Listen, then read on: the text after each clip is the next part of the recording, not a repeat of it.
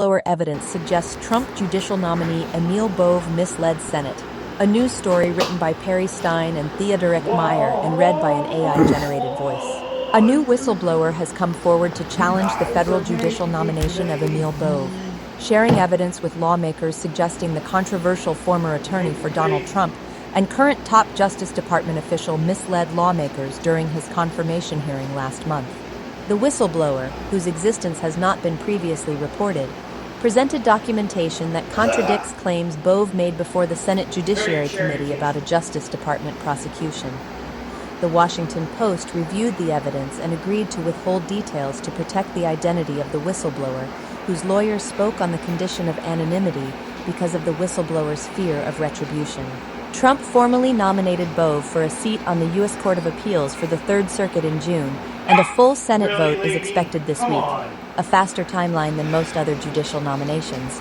The information follows revelations from two other Justice Department whistleblowers who have said that Bove told subordinates in a meeting in March that they may need to ignore court orders that would hamper Trump's campaign to deport millions of undocumented immigrants.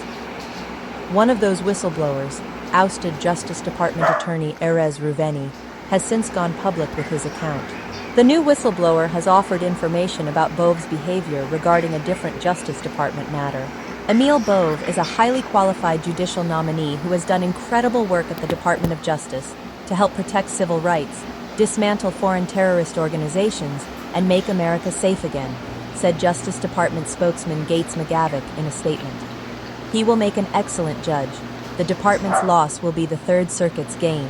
Trump has nominated Bove, the president's former defense attorney who represented him in 3 of the 4 criminal cases against him, to a lifetime appointment to the Third Circuit, which takes cases from Pennsylvania, New Jersey, Delaware, and the Virgin Islands.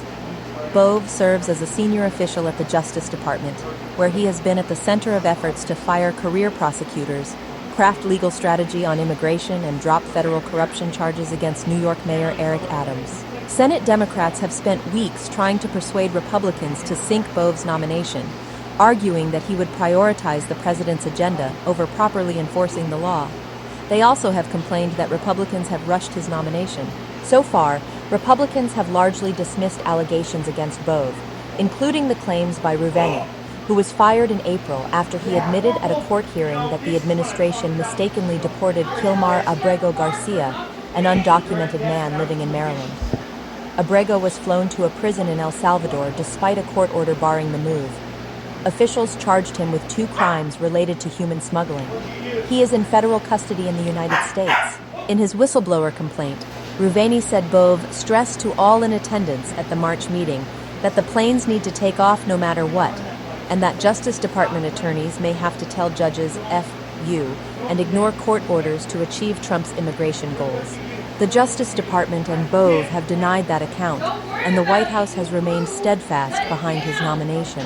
Democrats argue that an attorney who advocates defying court orders is unfit to serve on the federal bench. But Senate Judiciary Committee Chairman Chuck Grassley, Republican Iowa, has said that even if Ruveni's account is mostly true, it does not disqualify Bove. According to Senator Cory Booker's office, the latest whistleblower shared evidence first with Booker, a Judiciary Committee member who represents New Jersey. Booker and other Democrats have reviewed the evidence, multiple Senate staffers told the Post, which Booker has publicly described as significant. We have substantial information relevant to the truthfulness of the nominee, Booker said in a speech on the Senate floor ahead of a preliminary vote on Bove's nomination. At the time, he invited his Republican colleagues to review the claims. None immediately took him up on his offer, Senate staffers said. Grassley's staff met Monday with the whistleblower's lawyers after days of back and forth and reviewed a summary of the whistleblower's allegations, according to Grassley's office. But Grassley's staff was not allowed to review the underlying evidence, said Grassley spokeswoman Claire Slattery. Booker also never approached Grassley directly about the whistleblower's evidence, Slattery said. The whistleblower's attorneys said that they had offered to allow Grassley to review the full evidence, though not his staffers alone. These 11th-hour allegations, which were shared in advance with Democrats and the media, but not with the chairman or his staff, reek of a bad faith attempt to sink a nominee who's already received committee approval, Slattery said in a statement. Booker and whistleblower advocates have said that government whistleblowers have been hesitant to come forward with allegations of wrongdoing, fearful that they could lose their jobs, receive threats, and that their complaints may not be taken seriously. Another whistleblower has come forward with evidence that raises serious concerns with Emil Bove's misconduct.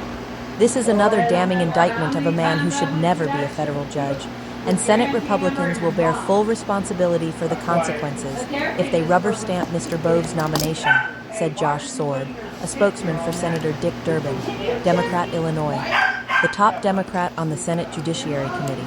Last week, two Republicans, Senators Lisa Murkowski, Alaska, and Susan Collins, Maine, voted against taking up Bove's nomination and have indicated that they will oppose his confirmation. But Democrats need two additional Republicans to block Bove if all senators are voting. Republicans hold a 53-47 Senate majority. Democrats had hoped to sway Senator Thom Tillis, Republican, North Carolina, who is not running for re-election. Tillis opposed Trump's nomination of Ed Martin to be the D.C. U.S. Attorney because of Martin's support for the pro-Trump rioters who attacked the U.S. Capitol on January 6, 2021, forcing the White House to pull his nomination. But Tillis told reporters this month that he does not have the same problem with Bove, saying, "He didn't trip the switch on January 6th. So far, Tillis has not responded to requests to review the evidence from the third whistleblower, the whistleblower's attorney said. A spokesman for Tillis did not respond to a request for comment.